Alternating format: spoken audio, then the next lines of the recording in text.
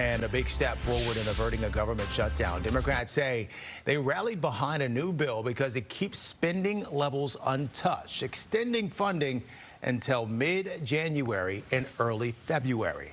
Well, the bipartisan vote went 336 to 95. Some Republicans, however, are still calling for spending cuts. Joining us now to go more in depth, he's North Central College political professor, a science professor, Steve Caliendo. Always good to see you.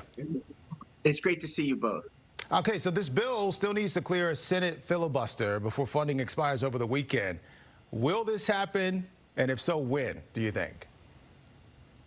I do believe it will, and I believe it probably will be today. It'll get to the president's desk, and President Biden has indicated that he would sign it. As you noted, though, Terrence, this is we're kicking the can down the road on the big fight just a few more months. So let's talk about what's in it, maybe what's more importantly not in it. It doesn't include funding for Israel or for Ukraine. Do you think there will eventually be funding sent, or do you think that that's the holdup that actually is going to get it through? No, I don't think it's going to be in this particular bill, although I don't think they're going to wait until February to make any decisions on supporting one or the other or both.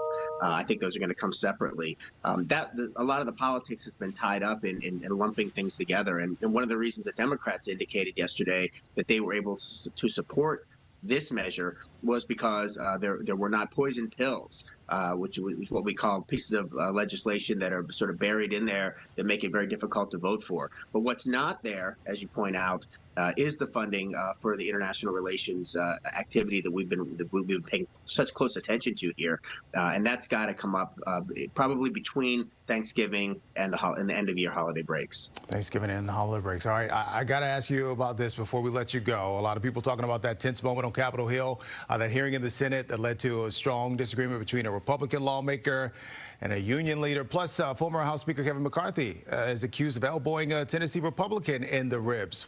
What's going on? What's behind all this recent almost violence, or is this just history repeating itself? No, I don't think, Terrence. This is more than history repeating itself. The tensions are flaring, and they're very personal tensions.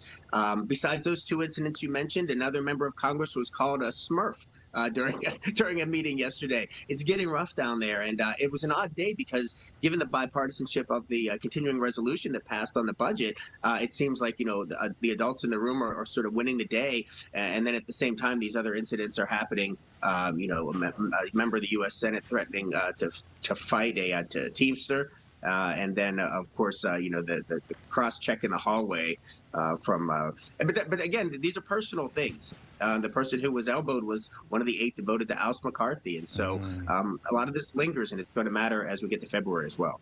Great examples for the kids. All right, thank you, Professor Caliendo. Appreciate it. Never thought I would see Bernie Sanders breaking up a fight. Thank you. It's 7.